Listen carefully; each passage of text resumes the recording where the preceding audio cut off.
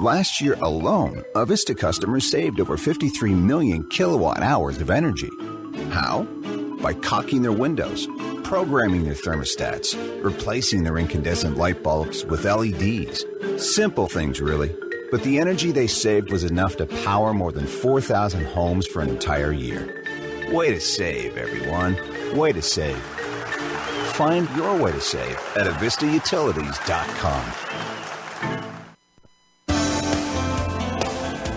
Welcome to Startup Spokane, where hosts Steve Traben and Megan Halsey explore the excitement and momentum growing throughout Spokane's expanding startup community. Startup Spokane is a joint effort between Greater Spokane Incorporated's Startup Spokane, our friends at Well Dressed Walrus, and Spokane Talks Online. Now, here are your hosts, Steve and Megan. Welcome to Startup Spokane on Spokane Talks Online, your podcast home for everything startup and entrepreneurship related in the Spokane region. We're your hosts, Steve Traben and Megan Halsey. As you know, Startup Spokane is a program of Greater Spokane Incorporated. We want to provide you with our region's story of entrepreneurship and educate you about the resources that exist in our region's ecosystem. We want to share ways for you to plug in and connect to those resources so that if you are launching or growing a business, you have what you need to be successful. At Startup Spokane, we are building an ecosystem that's attractive not only to our native entrepreneurs, but also to people who are looking for the place to launch their next business.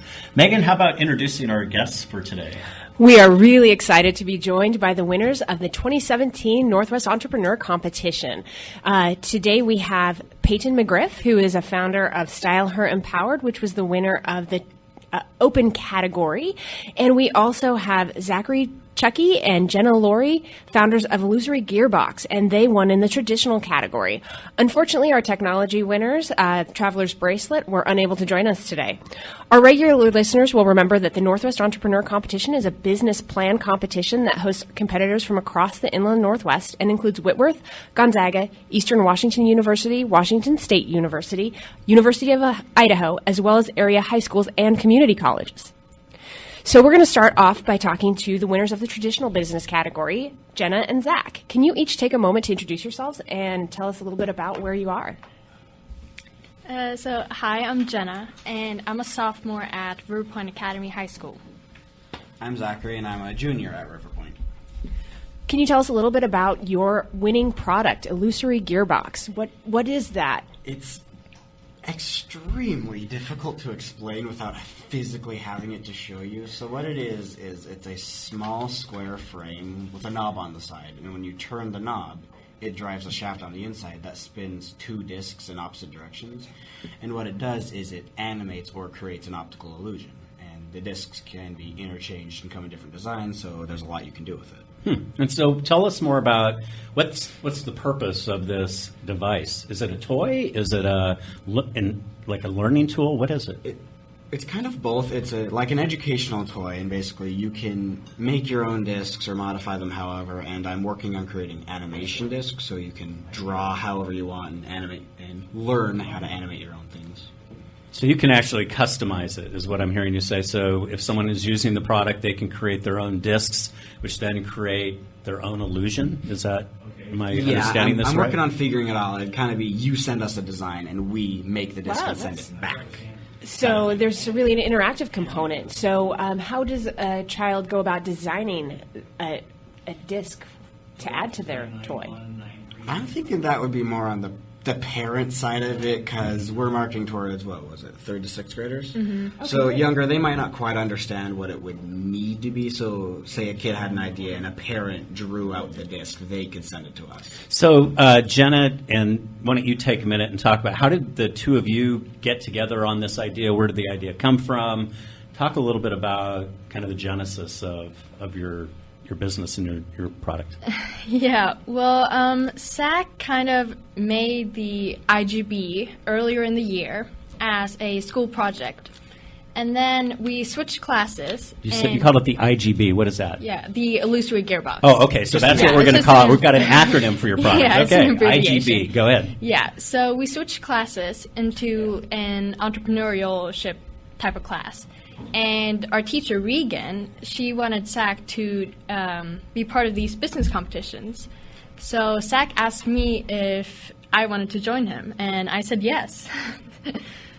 Very exciting. So are you guys planning on moving forward with this as an actual business concept? We're trying to figure all that out, but we're hoping. So what's the next step for IGB and what you guys are doing with it? Patenting, actually. I'm trying to figure that out when I have the time, but that's difficult. I don't know what I'm doing, so. So this year in the Northwest Entrepreneur Competition, we actually did not have a high school category. So you are 2 students from River Point Academy, which is a high school. You competed at the collegiate level, and you actually won in the category, right? So talk to us about how that felt, that experience. It I wasn't expecting it, in all honesty, because neither of us have ever done anything like this before. It was our first time entering a competition like this. Yeah, we just wanted to see how far we could go, really. Like, how far we could push ourselves. I like being able to say, at least I tried. Well, you did more than try, right? I mean, as I understand, you won $7,000. Did that change any timing? Right? Yeah, we won 7 in this competition. And is this the only competition that you entered? No, we entered the WSU one and actually took first in that one as well. You did? Yeah. Oh, Worth another $5,000. in tell that us. one. Okay, so now you're up to $12,000. What are you doing with that money? Is it being socked away for college? Are you considering using the money to take this IGB, Illusionary Gearbox, to the next level? I mean, you must have some thoughts about that. I'm going to buy a newer computer because we have school-issued MacBooks that I've done all of my designing on, which I have to give back at the end of the year. My personal laptop can't handle the modeling program we use or the printing program, so I'm going to buy a newer computer as well as my own 3D printer so I can continue working through the summer on some of the projects I have going for the company. And Jenna? Yeah, I mean, since Zach's buying a 3D printer, that's really, well, we need a laser cutter, but that's pretty expensive. But this money could be like just part of that. We could save some of the money and eventually buy a laser cutter. And Very exciting. Actually, I was talking to my uncle the other day. He helps me with some random things. He sent me an Instructables on how to build a small laser cutter. So I'm currently looking into that, and basically it's you need a printer to do it. So you print off parts, buy certain bearings in the lens, but otherwise you can build a okay-sized laser cutter for the most part. So are you guys contemplating another project for next year? I never thought that far, honestly. We never expected to get this far, so it's all very interesting. So you don't have definitive plans really right now about being a junior and a sophomore. So I mean, you've still got another year or two at River Point Academy. I mean, the opportunity exists for you to continue either innovating new products and ideas and going into new business plan competitions, but doesn't sound like you know for sure yet. No, I mean, if there's more competitions and she's willing to put up with me, I would love to try and enter more. Great. So the partnership part of this is working out okay? Yeah. Good. Very good. So did you guys enjoy the experience of being in the competitions? Is it something you'd recommend for other high school students? Yeah. It was a lot of fun. I mean, I stress a lot. Like, I think anyone would stress it, but when you get down to it, just the presenting and working, I like to work. I like to have something to do every day. So doing that every day and working for it, it was a lot of fun right up until it was fun. So do you think that this will affect your choices as you go into college and what you're going to choose to major in? Yeah, I mean, in the beginning, I wanted to be like some type of scientist, like a biologist or a chemist. But now I'm actually considering going more like the business route, like an MBA or something like that. Good. It kind of set it in stone for me because I love to build. I like to work with my hands and engineer stuff. So having built something and then created a business with Jenna that's come this far and shows this much promise, it kind of sets in stone that I want to do something with engineering, mechanical. Well, there's certainly a lot of opportunity for both of you, and you've got so many choices that you can make as you continue your high school journey with River Point Academy, and then make decisions as to whether you're going to college or not. Do you have any ideas today what you want to do after high school?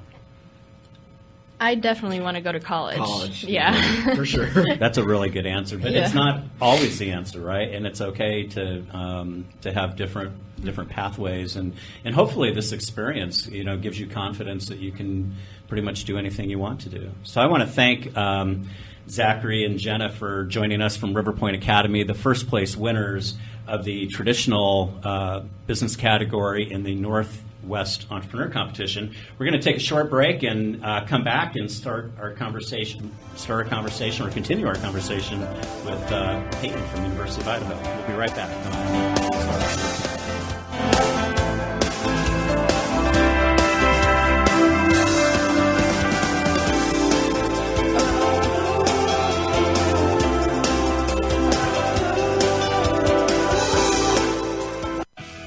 In touch, online all the time. SpokaneTalksOnline.com. Ever paid a bill late because you misplaced it?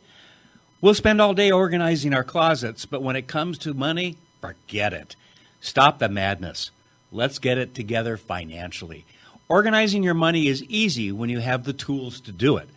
Plus, you'll reduce frustration and give yourself the assurance that you're prepared for whatever life throws your way. Visit stcumoney.org to get 8 free tips on how to organize your money before you think about tackling those closets. Home. That word means so much more than its 4 letters suggest. R, that letter, stands alone. When you see someone wearing a blue block R, you're talking with a realtor. Your local neighborhood realtor can help you find your first home, your next home, or help you sell the one you have. Next time you think home, think Realtor. The brand makes the difference. This message brought to you by the members of the Spokane Association of Realtors.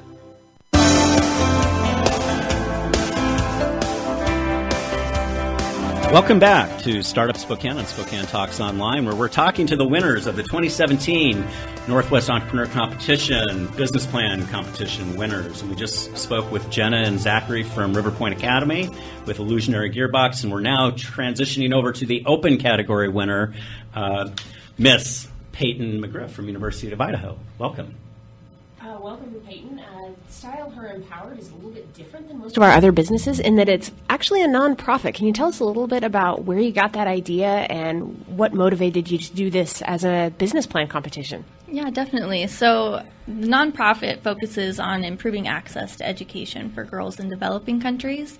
And through some of my own reading and research, I realized that school uniforms are actually a really large financial barrier to education for young girls in developing countries. And I saw that as an opportunity where we can make large impact and develop a really sustainable business model around that. So the idea kind of just evolved throughout that process. So give us a little bit of the history of the idea and how it evolved. I mean, when did you come up with this idea? How long have you been working on it? Yeah, so I've been working on this idea for probably about 2 years. One of my roommates was a fashion design major, and I saw the apparel industry as kind of a perfect match for a business plan like this. So I've kind of been working on it for a while, but then I entered George Tanner's entrepreneurship class and developed that, and then took a trip to Togo, Africa to really solidify the business model, and then just went from there. So you took a trip to Africa to basically validate that you would have a market. Absolutely. Tell me more about that experience. That was an incredible experience, completely eye-opening. I was in Togo and talking with junior high and high school students and really opening my eyes to the real challenges and barriers they face in gaining an education, and ensuring that our business model was addressing those needs and how we could ensure that what we're doing is actually empowering them and not increasing their reliance on foreign aid. And Peyton, I'm going to take you a step back. I want you to explain what the idea is. We've kind of missed that step. We all know because we've been involved with an entrepreneur competition, but our listeners may not understand what your idea is. So go ahead and explain that. Okay, so we're a nonprofit organization that focuses on improving access to education. We teach girls to sew their own school uniforms and provide the resources for them to receive those uniforms free of charge. So we're combining financial aid with skills training to place girls really at the center of their own development. So as you're teaching them how to sew, does that not also potentially set them up for a career path? It does, yeah. So our main focus is to keep them in school, and really incentivize education. So our main focus is to kind of use this as type of side hustle, the skills that can really empower you and help you progress through your education. Some women might become seamstresses after. That would be great, but we want to just focus on skills training as supplementary to their basic education. So are you affiliated or creating an affiliation with some worldwide organization that helps give you connections into these communities, these countries, or how does that work? Yeah. So our strategy is to partner with local NGOs. Right now we're partnering with ICPSD in Togo, Africa. They've been really crucial to our development and helping us get in-country research and just help us evolve this. And when idea. you talk about NGOs, for our listeners that don't know what they are, can you describe? Yeah, just a non-governmental organization, a nonprofit organization. Yeah, so you identify other nonprofits across the world that you can partner with to sort of get an entrance into those markets. Right, exactly.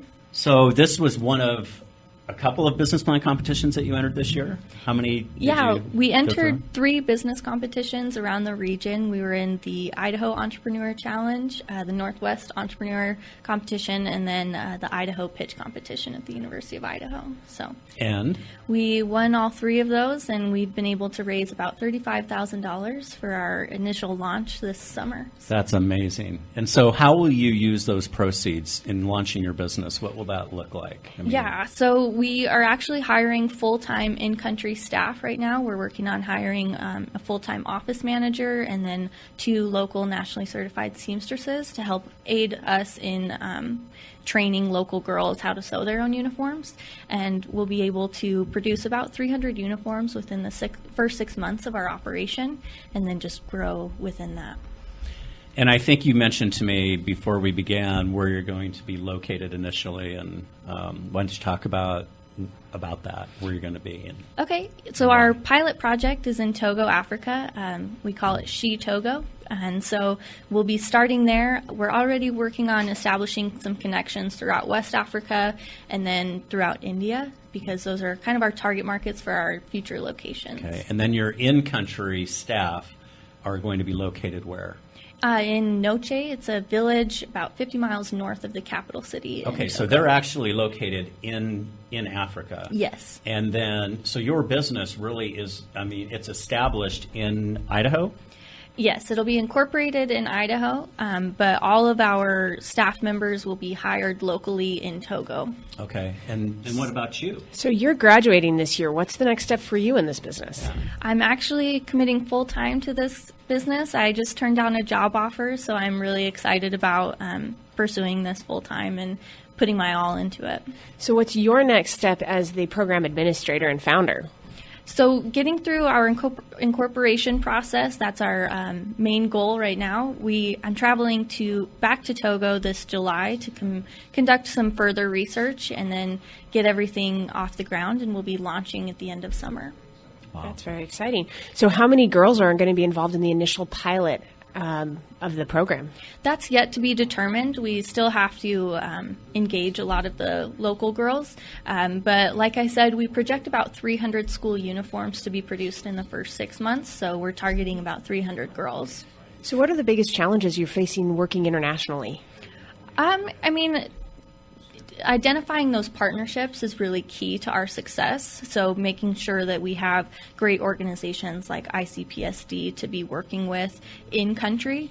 So conducting a lot of the in-country research and making sure that our model is culturally relevant to whatever the needs these girls are facing. And then are you bringing tools from the United States, so like sewing machines? I don't know, what technologies and products and tools are available in these countries that you're going to be working in, Peyton. So talk about how you're tooling them up. Okay, yeah. So our main goal is to source as much as we can in country, locally, to kind of increase the development of their local economies and reduce our impact on that. So we'll be sourcing as much technology as we can from Togo originally, and then all of the countries that we identify past that. So the sewing machines are a big challenge because a lot of these rural villages that we're working in actually don't have access to electricity. So we're having to find producers of treadle, I think, sewing machines that work without electricity. So that's one of our key supplier needs right now. Wow. So now when you identify a village or a group of young women you're going to work with, is the sewing machine given to them, or do they just have use of it? Is it a group class or individual tutelage? How do you handle that component? So we have our in-country office space, and it'll be centrally located in Noche. So girls from all different schools can come access this facility, and they'll work in it as part of an after-school type program. We will own all of the sewing machines, but these girls will have access to using them, and our local seamstresses will be available full-time to help train the girls within that. And part of our third phase will be hiring additional local seamstresses, because with an after-school program, our facility has about 8 hours of idle capacity. So we'll be looking to hire additional seamstresses to help supplement our uniform production. So Peyton, the thing that's not clear to me is how does this business fund itself? How do you, so I know you're going to be a nonprofit, right? Yes. But there's got to be a mechanism for you to raise money or get revenues. Talk about that. Yeah, so we've placed a lot of emphasis on developing self-sustaining revenue models. So our She Togo facility will be seeking a partnership or partnerships with U.S. private schools that require school uniforms. We'll seek an agreement with them to source a number of their uniforms from our production facility, and the revenue generated from those partnerships will cover all of our operating costs. So they will manufacture in these third world countries, they'll manufacture uniforms for schools here in the United States, and that'll become a revenue stream for them, right? Right. Is it, and for them, and then how do you then scale, and the acronym is SHE for Style Her Empowered, for those of you that haven't caught on to our acronyms today.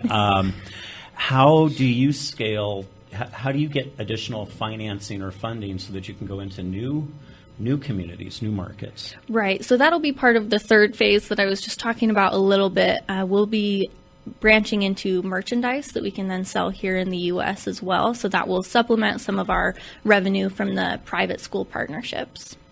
So when the girls are making these uniforms that are then potentially, some of which are being sold to U.S. outlets, how does any of that money go back to the girl that might then help offset her tuition, or? Yes. So once a girl makes her own uniform, if she's over the age of 14, which is the legal working age in Togo, she'll be given the option to continue working part-time at our facility. So we'll compensate them for that, and that can help them offset their wage or their tuition costs. So I'm just making sure I completely understand the model. So you must also have is someone going to be here in the United States that's going to be creating the relationships with schools across our country that may be in need of uniforms and whatnot?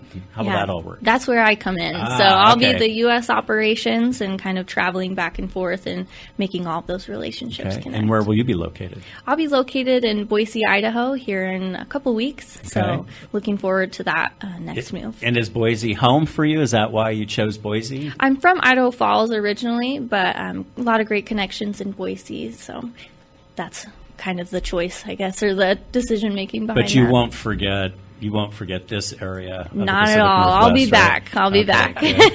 Wow, this is fascinating. And can talk a little bit just about the University of Idaho experience as someone that's gone through and prepared for the business plan competition.